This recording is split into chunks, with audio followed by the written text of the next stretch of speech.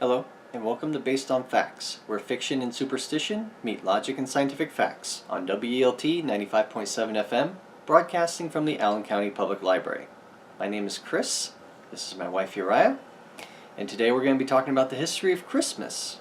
Since this is kind of the time of year where everybody's going around debating whether they should say Merry Christmas or Happy Holidays.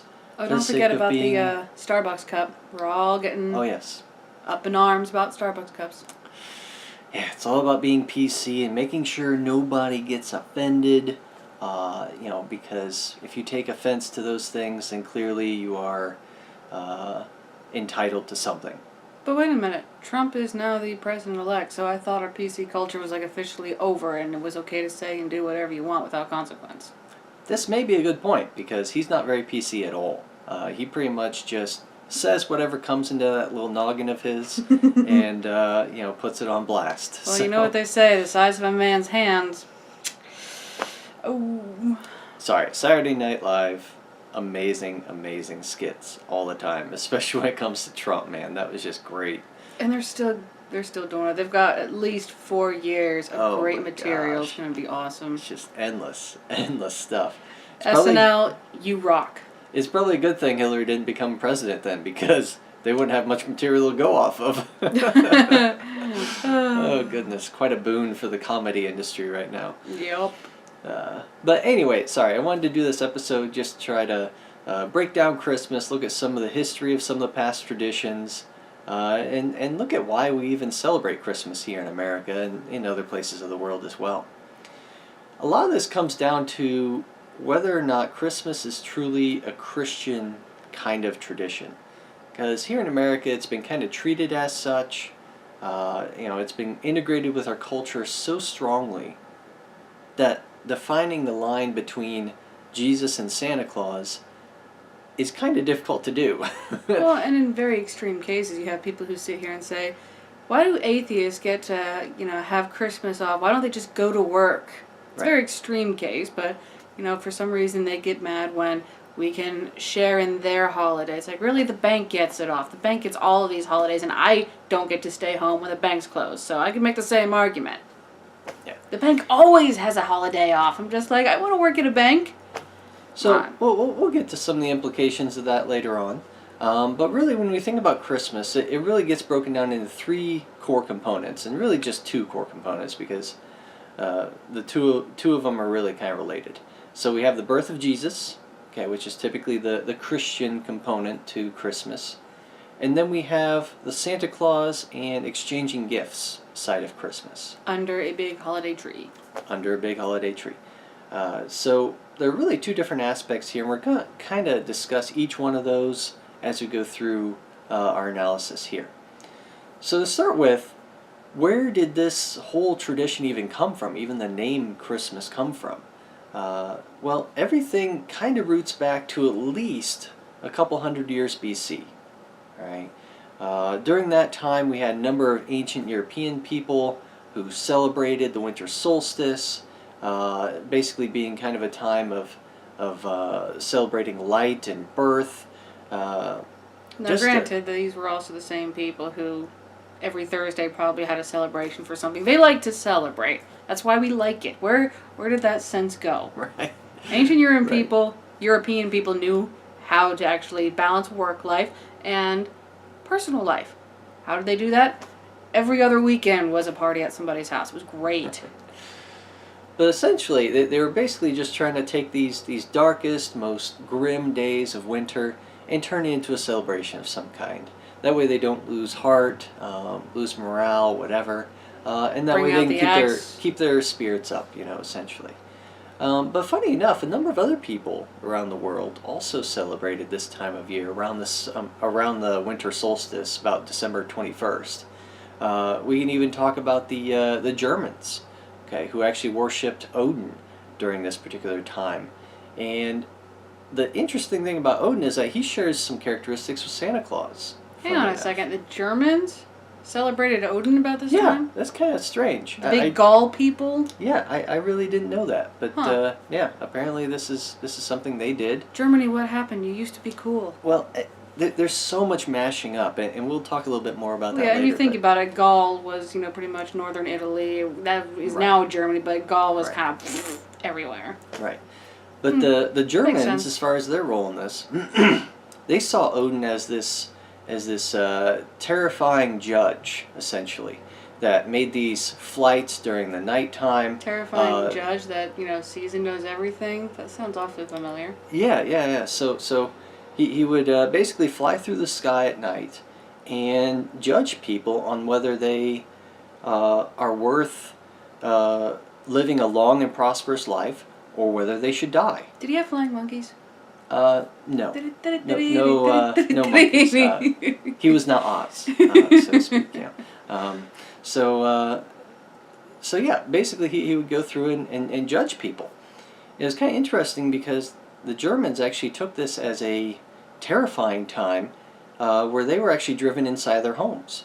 And they would just stay in there, gather with their friends and family or whatever, and just chill during the night and not come out at all. It was almost like a curfew, just to avoid Odin coming by and judging them, so to speak. It's almost like Elf on the Shelf, where someone watches you. Are you being good this time of year? It's kind of creepy. Now, mind you, when we talk about these things, they're not just fun little mythology classes that you learned about in school. I mean, and it sounds so distant and archaic, and you could just roll your eyes. How could anybody believe that? They did. This was real stuff. People actually believe this. This was their core belief, value. They hid inside because they were truly afraid. This was a big deal. It's not a laughing joke. This is the actual belief system back then. So don't sit here and just smile and nod and just think, oh, way back when. Give it 2,000 years and what are people going to think about us? Come on. So yeah, that's a great point. Cultures back then were much more uniform than they are today. Because if you were anything that was different, if you believed anything that was different, you were proclaimed a heretic, Witch. or a witch, and you were promptly killed. Burned. Okay? So if you had those beliefs, you really kept them to yourself. Yeah. Otherwise, you did what everyone else did. Okay, very conformist kind of culture because they weeded out and killed anyone who was against it. All right, very, very dangerous time for people like me, basically. No, honestly, it was probably but more dangerous in some respects than less dangerous in others because they were also a lot more open-minded back then, and science and the furthering of education and mathematics and all that. They really were. It was a Renaissance era where it kind of went back down. We had this really glorious moment, Archimedes and all of these, Plato and Socrates, and then the church came and we had to take a couple steps back. Right. So Renaissance, bad for you. This was probably not a terrible time for you. Anyway, basically, the Germans, we had them celebrating Odin, and then we also had the Norse. They actually celebrated, or they named their celebration Yule, and that was basically a winter celebration kind of centered around the winter solstice, but also extending into January a bit. And we see that with a couple of these traditions and celebrations that they last a week or a month, some significant period of time that's not just a day, because like she said, they like to party, And they knew how to do it right. You work so hard going overseas in your Viking ships, you bring back a whole bunch of gold and you spend it. You enjoy it. Right. But this was the time of the year where they were actually slaughtering a lot of their cattle. Because they honestly didn't have the feed to keep them alive during winter. Yep. So lots of meat to go around. Coincidentally, they also had a lot of their beer and wine fermenting, completing their fermentation at that time. So that's just going to go bad, man. So you need to drink that up as soon as possible. So you had meat and alcohol, and it was a grand old time this time of year. And the Norse in particular, what they did was kind of interesting. They actually set a number of large logs on fire and waited until they burned out. They basically partied the entire time while they were burning. And that could take as long as almost 2 weeks. Yeah. So when we say large logs, I mean like trees. Trees. Okay. Tree We're not trunks. talking like, oh yeah, I put this big of a log on the fire. It's got paper on it and you light each end and it's supposed to burn. No. We're talking days, several days. Big fire. But what was kind of interesting was that every spark that came out of that fire was supposed to represent a newborn calf for the next year. So it was supposed to be a good omen, so to speak. That's a lot of sparks. That is a lot of sparks, and that's a lot sparks. of new livestock for the coming year. So, yeah, it got them excited. It gave them something to imagine while they're tripping on alcohol and in your alcohol-induced hallucinations. So yeah, it just gave them something to look forward to. And once again, up their spirits a little bit. Well, yeah, it's cold, it's dark, it's not sunny, and everyone's cranky. Yeah. The Romans had a different festival. Once again, same time of year. They called their festival Saturnalia. Right? And this was very similar to the Norse time frame. It was basically a week before the winter solstice and probably about a month after. Week before into a month after, Right, something like that. right. Again, same principle, lots of meat, lots of wine, and a good excuse. In this particular case, they were celebrating Saturn, which was the god of agriculture in Roman mythology. So they were kind of celebrating the harvest, and kind of, we'll see with some of these cultures, they were kind of hoping and looking forward to the spring growing season. And so during once again, the darkest days, the most solemn days of winter, they're trying to look forward to the future because they know that, hey, days are only going to get longer from here, from the winter solstice, and we are just going to, be on the up and up from here on out. Okay, this might be a stupid question. Does Italy, like in Rome, get snow? I mean, it's right on the Mediterranean. Do they get like even a little bit of snow? Honestly, that's a great question. I don't think know. they get like severe major winters. I thought they were temperate. Tempered by the ocean, right there. Yeah, it might be Or by cold, the and I sea, could see like yes. maybe some flurries at the very, Right. very coldest extreme weather, but that's interesting. Germany and in the north, you're freaking cold. You need something to chase it away. Rome, it's gorgeous. What's your excuse? Just to do it? Yeah, so we'll come back to the climate of that area a little bit more later on. But just going back to the Romans here. Santa wears a toga. That is an interesting thing to imagine in your brain. But anyway, this whole Saturnalia thing, it went greatly beyond just celebrating this god of agriculture and the coming of the new growing season. It actually took the entire social system of Rome and turned it upside down. Oh, right? yeah. It turned all of the masters into slaves and all of the slaves into masters. It put the power of governing the city into the hands of the peasants. For like a month. And what they did was they basically closed all the schools and businesses, and they said, hey, all the people on the bottom are going to rule as if they were on the top. And we'll toss things up a little bit. It was almost like it wasn't quite as extreme as the Purge, okay? But it was definitely an upturn of the social system that was very significant and may have led to a little bit of chaos along the way. A little bit. So very, very interesting just kind of looking at some of those traditions there. Additionally, the Romans did have a secondary feast around the same time called Juvenalia, where they actually celebrated their children. So we're kind of taking all these different ideas from all these ancient cultures that are all celebrated about the same time around the winter solstice. We're kind of integrating them into a single celebration here in the U.S. in the form of Christmas. All right, because it involves all those different aspects. Feasting, drinking, celebrating children, all these different aspects. The winter solstice, that's the time. The man flying across the sky at night, judging everybody, hiding inside, around a fire with logs, and all these different aspects have been integrated into one event on one day, and that day is Christmas. And so we're going to continue analyzing this, trying to relate this trend that we're seeing to previous gods and previous religions. Okay. So going one step further, we see that there is another god that was worshipped around this time, called Mithra.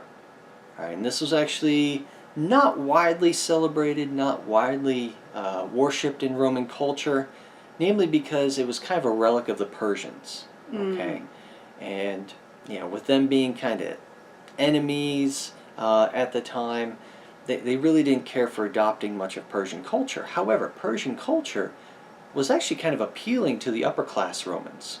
Wonder why. So they actually ended up adopting some of this Mithra worship.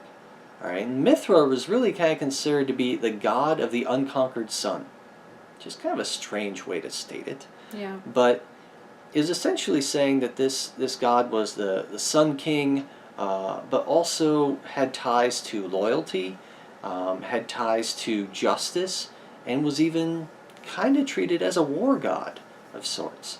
So Mithra did a lot of different things, and had some very interesting ties to it. For one, it was said that Mithra was born from a rock. So when you look at statues of Mithra, you'll see him rising from a rock, so to speak. You'll also see that Mithra's birth date is sometimes attributed to December 25th. And that starts to ring a bell a little bit. A little bit. And that was actually treated as a most sacred day of the year for those who celebrated Mithra. And yeah, okay, this is starting to ring a bell here. But what's interesting is that if you look at the actual worshipping of Mithra, you'll see that there wasn't necessarily a unified method. Like there weren't necessarily ceremonies and these big churches celebrating Mithra. Actually, all that Mithra had were these little sanctuaries that were basically caves dug into rock. And those were actually the places where you worship Mithra. It's very strange. Very strange there. But we also see that the Romans actually kind of adopted Mithra to their own purposes. And so we see a little bit of fuzzy lines between what was Persian Mithra and what is Roman Mithra. And so that's where we start seeing ties to certain Christian aspects and the integration of those two things. Rome tends to steal a lot of stuff. That's true. They stole all of their Roman gods are pretty much the alternate universe of Greek gods. Really, they're the same thing. And so then they're doing it to Persia, and I know they did a little bit to the years later, the Christian community. Bunch of thieving jerks. Yeah. It's funny how one culture can just assimilate so many different cultures and then claim it's their own. Yep. But they did this to help the rise of Christianity, actually, because they tried to integrate some of these different traditions. That way it made the transition from these old pagan traditions and religions into Christianity. It made that transition easier by saying, well, Christianity's, got most of the same aspects here. They're very, very similar to your current religion, so why don't you just convert to Christianity? They're just as cool, they're just as hip, so come on over. So it's not really about, hey, this thing is actually real, based on experience, based on all of this. It's just, well, this matches your moral values that you already have, so you can fall into this category fairly well and be like everybody else. It's more of a conforming, more of a control, more of a our society, you be like us, our religion, our society, our holidays. It's not so much about true belief. Yeah, back then, religion was kind of treated as a cultural trend. Like it was trendy to be Christian in Rome at this particular time. At this particular time. It was not trendy to be Mithraic, to worship Mithra, all right, because I was Persian, and screw the Persians, Yeah. But we see a little bit of integration from a previous festival, Natalia Invicti, which was actually, Natalis Invicti, was actually a festival of the sun that was also celebrated on December 25th.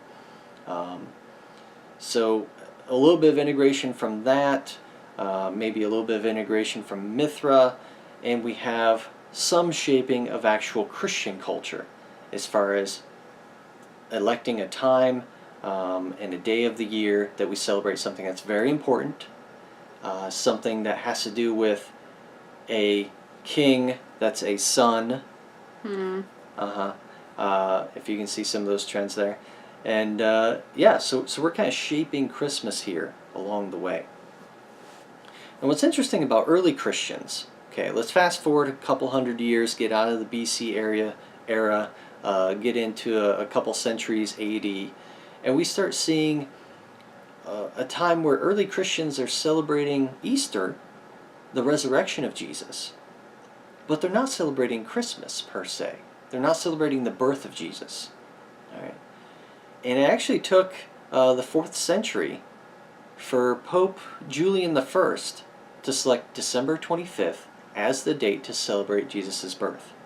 And he did this to correlate with the supposed date of the Immaculate Conception, which was March 25th. So 9 months later, you have December 25th. Now, as to whether that was based on the best information they had available and the facts, or if they were just trying to once again mold Christianity into the previous beliefs, the previous dates and times for other religions, that's of course up for debate. Because honestly, I think, based on, again, if you're going to go by what the Bible has been saying, I think it puts his birth more around September, based on some of the traditions that are going on at the time of his birth. The whole, what is it, where they go and they count the citizens, census. Yeah. You know, there are certain events that aren't done during those time of the year. It's done in like September or something like that. So. But the confusion is that there's no explicit date mentioned in the Bible for any of this. So it's really kind of best guess kind of stuff. No, you know? They just followed a really bright star that never moved. Right. North. And that's Venus. Kind of strange. So once again, we may see here in the 4th century an attempt by the church to adopt some of these pagan religions, some of these Norse and European beliefs into their choosing of a date for this one celebration, that is to celebrate the birth of Jesus. Okay, so there may be some wishy-washiness there. Now, what's interesting is that some people actually debate this date of December 25th for the simple reason that it's wintertime there. And people sit here and they think, well, who in their right mind would be out in the middle of winter, especially here in Fort Wayne right now? We are in we're basically Hoth right now. It's like 8 degrees. And no, we are not Hoth. A couple of years ago we had Hoth and it was like negative 39 wind chill. Right now it's like 8 degrees. It's still pretty cold. It's still pretty cold. It's still in the negatives with the wind chill. Still feels like Hoth to me. But so very cold out. A lot of snow everywhere still. It's not melting or going anywhere for a while. Okay, that's what people imagine when they imagine December 25th. Because we're almost to that date, and that's how we look now. Unless you live in Florida. That's the thing, is that if you look at the climate of that particular area, Bethlehem, where Jesus was born, its climate is actually very, very, very close to northern Florida. So, if you think about that, you think about, well, the temperature at that time of year might be, nippy. In the 40s, maybe 50. It'll be cold, but it won't be freezing. Yeah. Okay. So, if you think about it, it's completely reasonable to think that there were shepherds herding their flocks at that time, out in a pasture or on a hill or whatever. Completely reasonable, because it wasn't an Arctic wasteland. Yeah. Okay. So some people have tried to use that as an excuse, but that just falls flat when we actually look at the climatological data. Yeah. So there's actually evidence to support December 25th as a reasonable date, so to speak. Now, that's aside from another side point that we're not going to go into right now, but from the data and the research I've seen, doesn't seem to be any historical evidence of Jesus existing, so we're still all hypothetical at this particular point. People sit here and they say, well, they've proven that Jesus actually existed. I've heard that for so often, and yet when we actually go and find out, wait a minute, what are you basing that idea off of? We can't find it. It's off of a blog post or a Twitter feed, and it really doesn't count for evidence. Yeah. So nothing. I have yet to see any real evidence for that. But yeah, like an archaeological. I mean, some people say that they saw on a tombstone, here lies Joseph, brother of Jesus. But I can't find any pictures or actual documents. You think if they found that, it would be a tourist site. It's not there. Yeah, Funny enough. I don't know. So we can talk about that later. Yeah. Getting back to Christmas, so the Pope, Pope Julius I, decided, hey, December 25th, that's going to be when we celebrate the birth of Christ. But it wasn't called Christmas at that time. Okay, it was originally called the Feast of the Nativity because of the Nativity. Yeah, the whole scene of Jesus' birth, basically. So that's what we called it then. It took some time afterwards for it to finally be called Christmas as the celebration to celebrate Christ's birth. Additionally, we can think about some other sects of Christianity. For example, the Greek and Russian Orthodox churches. They actually don't necessarily celebrate Christmas. They actually celebrate a different feast, which they call Three Kings Day, and that is actually celebrated 13 days after Christmas, because that's the day where the three wise men came upon the baby Jesus in the manger. And gave gifts. Funny that. Gave gifts. Imagine that. So we'll come back to the gift thing a little here later on. But yeah, very, very interesting that they don't necessarily put much stock in Christmas and more stock into the three wise men side of the story. Yeah, but have you been to any Greek parties? We've kept the tradition alive. Interestingly enough, we know somebody who is Russian Orthodox. Russian Orthodox. I've never heard him mention Three Kings Day. No. Funny enough. And I thought he actually celebrated Christmas. So, how very orthodoxy of you. Orthodoxy? Orthodoxy. There's still people in my family who go to a Greek Orthodox church and, come Easter time, they shout Christos Anesti or Alitos Anesti, and it's fun because even though, I'm not a Greek Orthodox, there's still people in my family who are, and even if they're not very by the book, that element is still in my family, and I love hearing it, and I love remembering all of that. It's really neat, but I've never gotten that from him at all. Imagine that. Anyway. It's okay. If we look at the progression... Oh, go ahead. Nothing. I just said okay. It's funny. If we look at the progression of Christianity over time, once Christmas became more of an official thing, we see Christianity really displacing most of the pagan beliefs by the time of the Middle Ages. Okay. Well, yeah, because back then it got back to the very hardcore.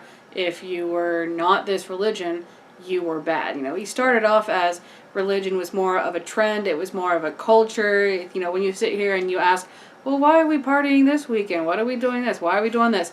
Oh, Jupiter said so, Saturn said so. It was more of a cultural, symbolic, and honestly, there was a lot of people who, if not most of them, realized that. It was symbolic, and the more I think about it, the more I think they kind of knew that.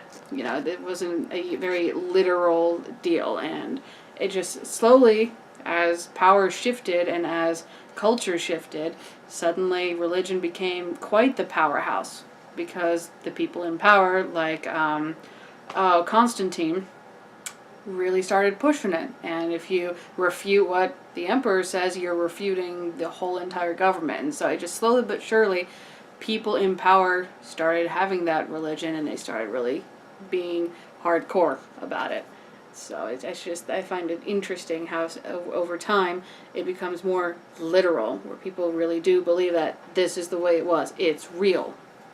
And, at first it started that way, where people would hide indoors, and then, it's funny how I see it correlate with as technology and philosophy starts to grow, religion is more symbolic, and then, like you said, the Dark Ages, where it was very all about religion, we start taking those steps back, and suddenly becomes more literal now. So I think that's interesting, how would you, if you were to graph that out, you would be just going this constant up and down, and how it would line up with advances in science and technology. It would mirror it the exact same way. Yeah, so basically the act of Christmas, what we were doing on Christmas Day, was kind of treated more as a festival, a feast of sorts, kind of similar to previous traditions around that time of year. But it also involved a little more archaic traditions. So it also involved a lot of drinking and a little bit of chaos even. In fact, it's almost cited as being kind of a wild drunken party for Christmas, which would completely go against everything that we know today, right? And yet, George Washington had the most amazing recipe for eggnog, written in his own hand, in his journal that was proven to be him. So if that tells you anything, if you're sitting there in the northern states of the U.S. in the middle of a battle, yes, you need Christmas and something to warm your soldiers. So he came up with eggnog, aka rocket fuel. If you actually look at this stuff, it's amazing. Yeah. It's so good too. Pretty crazy. Yeah, so we basically have this big party, and that's part of the Christmas tradition. But the more religious side of it is, yes, you need to go to church on that day, worship your God, the Christian God. And then there's another strange tradition that's kind of tacked onto it that's more akin to Halloween than anything else, where you actually have poor people going around to rich people houses and asking them for a sample of their best food or best drink. And if they refuse, if the rich person refuses this, then the poor person is entitled to play some kind of prank on them or start some shenanigans. So it was kind of a way for the rich people to kind of repay their debts to society by entertaining the will of these poor people. And again, funny how way back when we had the, poor people would be flipped around in society and they would run it, and yet years later, there's still that element there. And it's funny that you bring that up because the British still have Boxing Day, which is the day after Christmas, and it's where all the rich people would box up their used things. Honestly, when a rich person says, "Oh, I don't want this, it's broken, it's used," it means it has an oily fingerprint on it, buff it off, good as new. But they would give it to their servants the next day.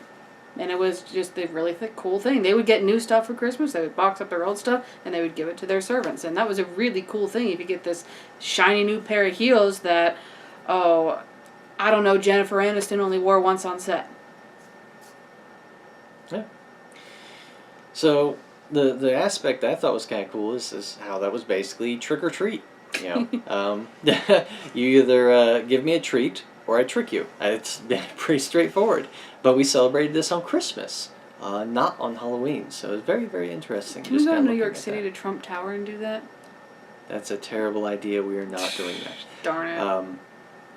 But anyway, coming to America, okay, we kind of fast forward some time here and look at what the Pilgrims did when they first colonized America. Okay, back in 1620, the Pilgrims didn't really celebrate Christmas. Okay, that was not really part of their stringent belief system, and so they were Protestant, aka not Catholic. Was kind of taboo at the time. Yeah. And in fact, it became illegal to practice Christmas, to participate in Christmas, from 1659 to 1681 in Massachusetts.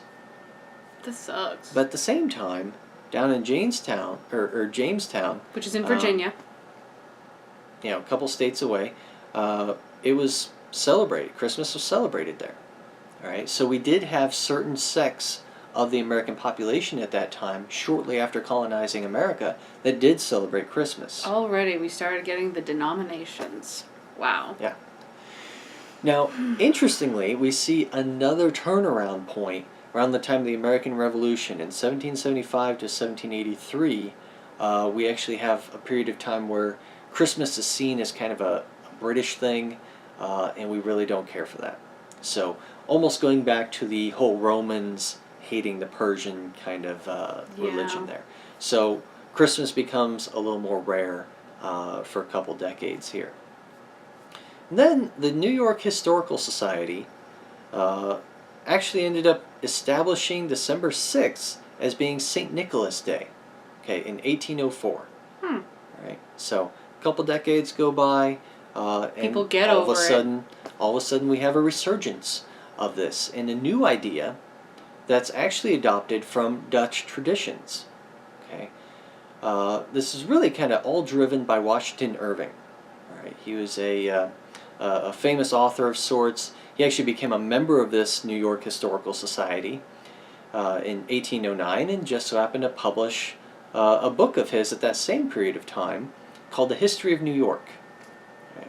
Now he did this under a pseudonym, the name Dietrich Knickerbocker, who was supposedly a Dutch historian who had gone missing in town. He actually, Irving actually was genius in amping up the anticipation for his book, okay? Because he was basically saying this guy, Knickerbocker, was this historian. He'd gone missing in New York, and we were trying to find him because he had written this awesome historical volume about New York City, and look at that. By the time he released his book, History of New York, under this alias Knickerbocker, he all of a sudden was a superstar. All right, he sold a lot of copies of it. It was very, very popular all around town, and included in this book is the following phrase. I'm going to quote directly from the book for you. "The good St. Nicholas came riding over the tops of the trees in that same wagon wherein he brings his yearly presents to children, and he descended hard by where the heroes of Communipaw had made their last repast, and he lit his pipe by the fire and sat himself down and smoked." Does that sound familiar to anyone?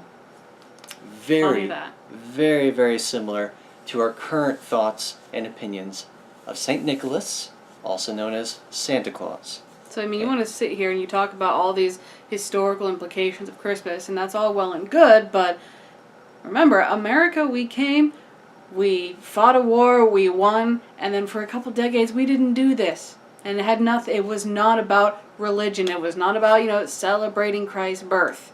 It may have started off about that in the, more ancient times, but America, we came here for religious freedom. Our whole country was started with that idea, and then obviously it was founded on a whole lot more, which actually ignored religion entirely, which was kind of great, but yeah, that kind of goes to show that right after we won the revolution, we kind of did away with Christmas. And yet people sit here and say the country was founded on religion.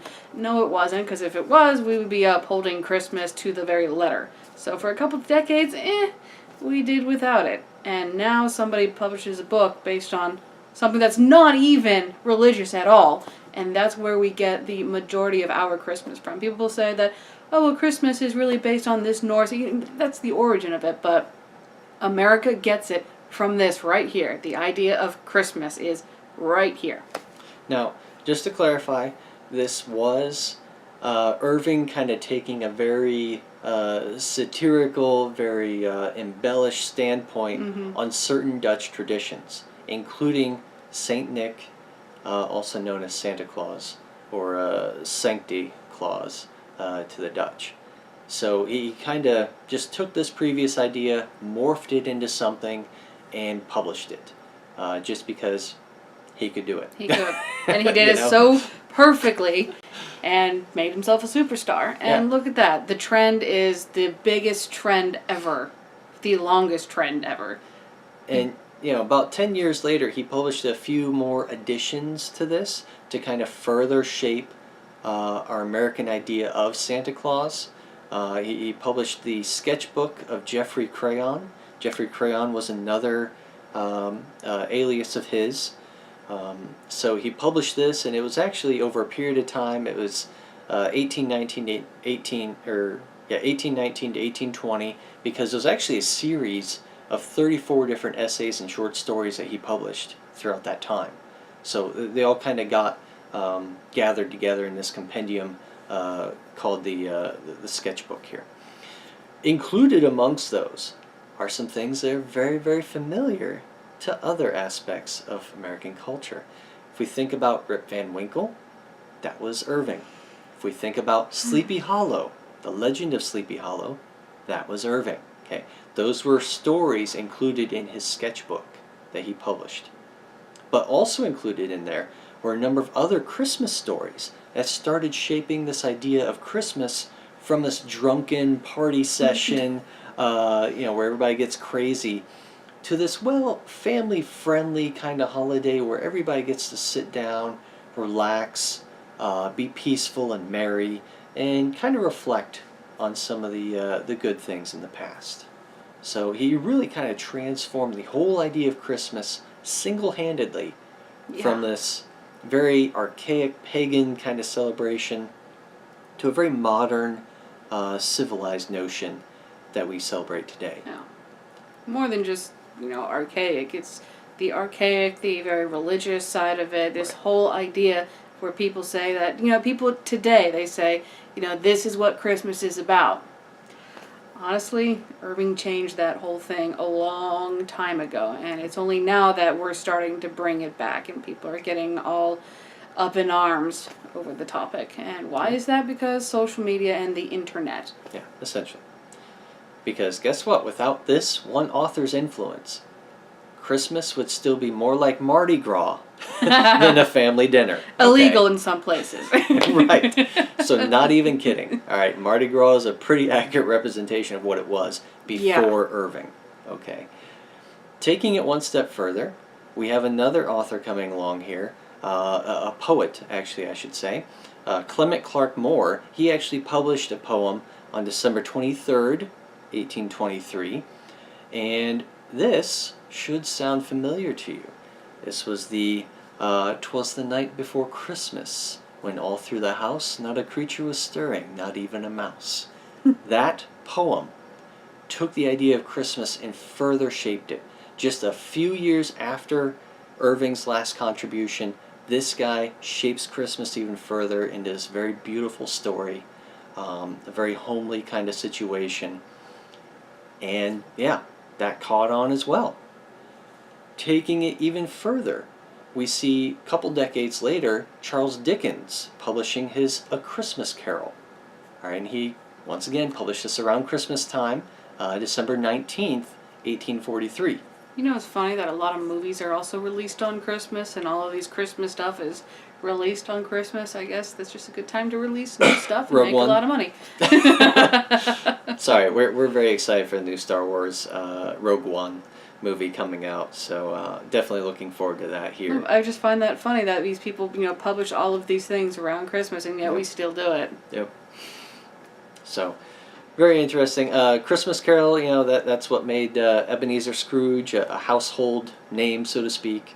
This whole story about being visited by ghosts, trying to, once again, bring this era of nostalgia, kind of bringing in some of this idea of things you've done in the past, but also thinking about the future, kind of reminding us of some of the ancient pagan traditions of looking towards that spring where we get to start planting crops again and having a bountiful harvest. Not to mention the very wealthy man, time to take upon himself to give back to the poor. Right. So we see a little bit of integration with some of the gift giving, some of the having a goodwill towards mankind kind of thing going on, and a little bit of charity, of course, too. So all those different aspects are really kind of just further molding that picture of how we view Christmas today. Not surprisingly, it only took another couple decades for Christmas to finally catch on enough to become a national holiday, okay, a federal holiday. Well, yeah. Where businesses were, basically given the day off, and everybody could spend time at home with their loved ones, and feast inside, away from the dangerous ultimate judger that's flying above them, right? And yet nowadays it's very common for a lot of businesses to stay open. Welcome to corporate America. Right. But anyway, sorry, so this decision was made on June 26, 1870, and so that year, December 25th, was the first federally celebrated Christmas here in America. So very, very interesting. From that time point on, we start seeing some slow adoption of other traditions into the typical Christmas tradition, whether we're talking about getting a tree and decorating it, whether we're talking about poinsettias, mistletoes, Christmas cards, eggnog, all those things start to really get integrated in and shape future Christmases. By the way, don't let your pets eat poinsettias. It'll give them mouth sores, and it really is not good for them. It's kind of a poisonous plant. Yeah. Yeah, don't do it. So among all these different things that we could talk about for the constraints of time that we have right now, just going to focus on the Christmas tree. Okay, because that's really one of the most iconic things in anyone's room or house during Christmas time. Everything centers around the Christmas tree. That's where you put your presents. That's where you spend hours setting up and decorating the tree. That's where you get the lucky pickle. You know what? That lucky pickle. Yeah. You've never had the lucky pickle tradition? It's a little ornament, and parents will sit there, and on Christmas morning, they'll hide a little pickle ornament somewhere in the tree, and then the kids have to go and find it, and whoever finds it first gets good luck for the rest of the year. My silence marks my ultimate surprise at what she just said. I have no clue what she's talking about. We did it all the time. It was fun. Okay. Clearly not an Indiana thing. Otherwise, I would probably know about it. She's from Ohio. My whole family's in Ohio. Okay. We're only like 4 hours away. Buckeyes are weirdos. All right, we don't associate with them. Hoosiers are losers. Oh! She may have a point. Anyway, getting back on topic. Everything centers around the Christmas tree, right? And so where did we get this whole notion of A, using a tree, of all things, and B, using something like a pine tree? You know, why not use a maple tree or something? Because we already cut down the rainforest, so we gotta use a pine tree. I don't know. Wow, that was I don't know. that was an interesting answer. So yeah, basically this is a Germanic tradition. No surprise there. And the reasoning for that is that evergreens were actually used by the Germans during wintertime to ward off witches, ghosts, evil spirits, and illness. It was kind of a way to encourage the sun god, who was, perceived to be very, very weak at that time because we had the fewest hours of daylight. So the sun god was perceived as being sick and needing healing.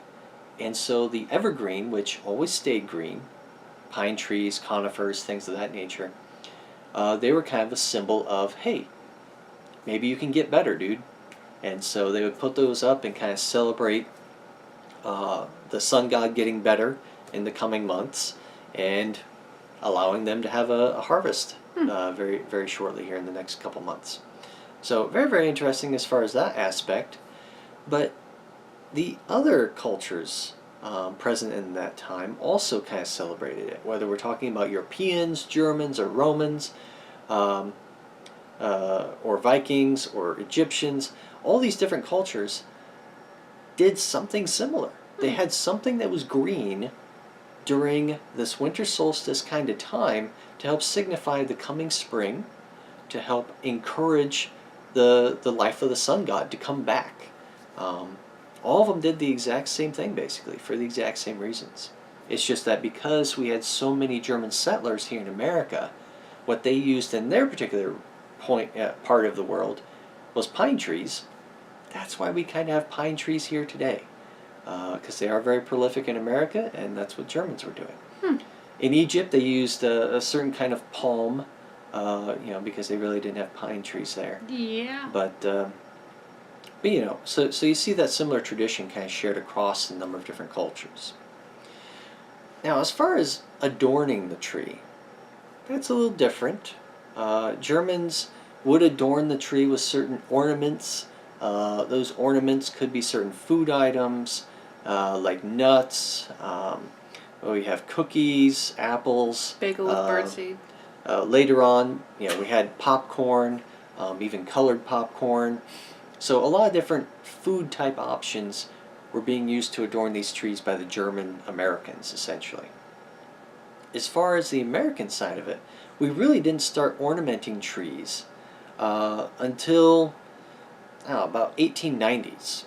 Okay, and that's really when we started catching on to this whole idea of Christmas trees in general and taking them to our living spaces and using them as symbols of Christmas. Because previous to that, 50 years previously, in the 1840s, we saw them as pagan symbols.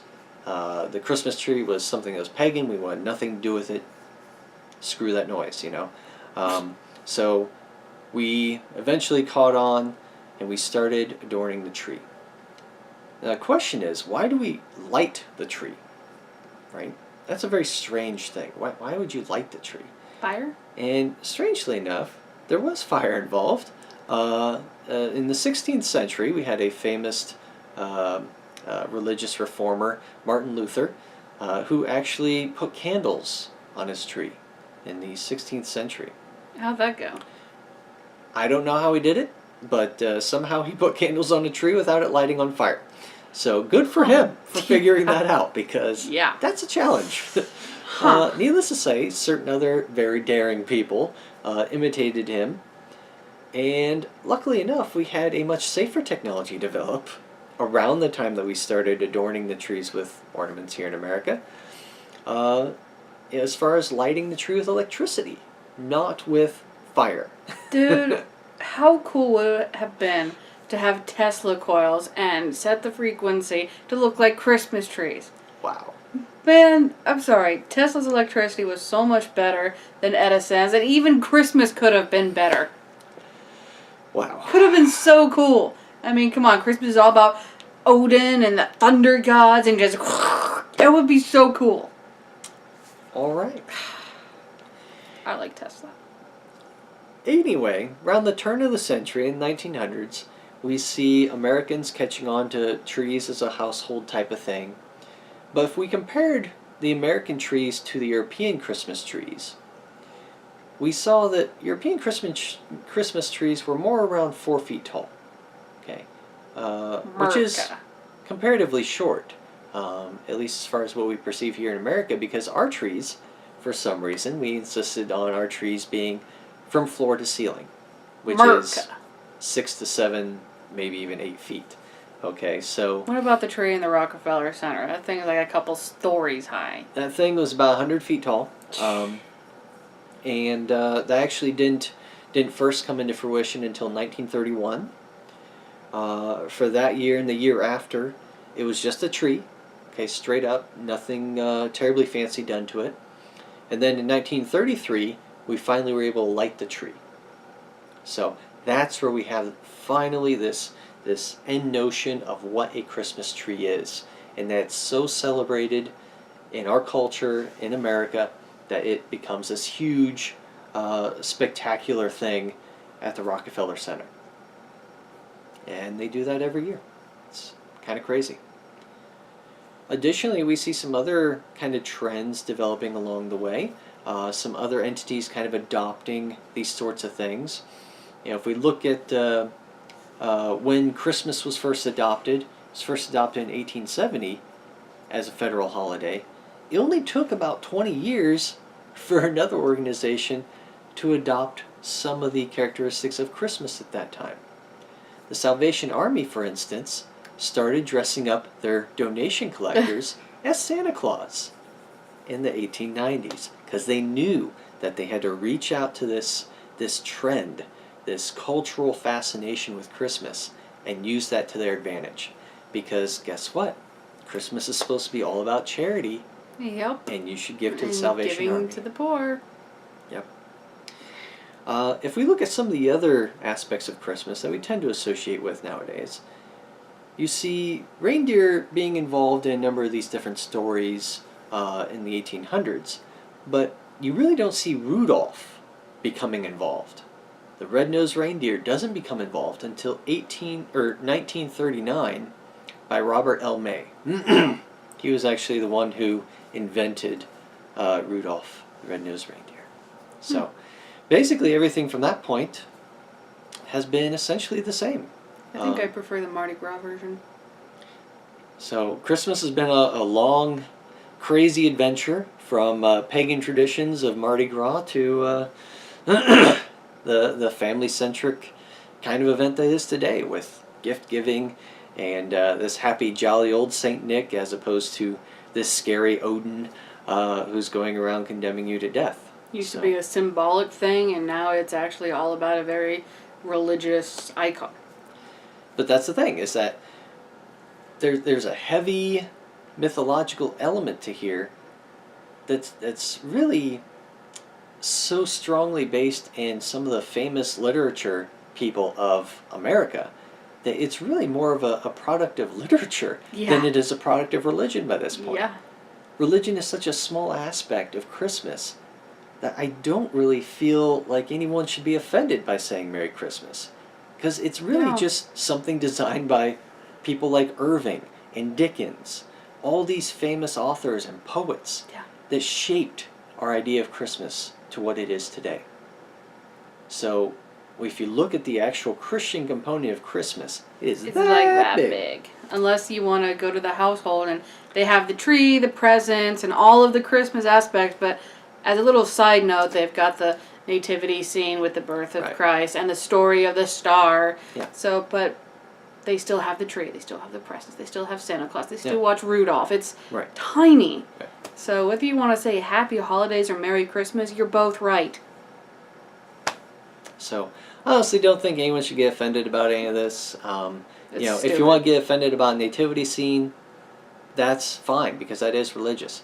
But if you want to get offended about Santa Claus or a Christmas tree, honestly, I think there are better Yeah. things to spend your time with because it's all about getting together and having a great time with your friends and family, exchanging gifts, and having a merry feast. And you even know? the whole nativity scene, there's a time and place to get offended by a nativity scene. And then, more often than not, there's no point in getting offended. Whatever.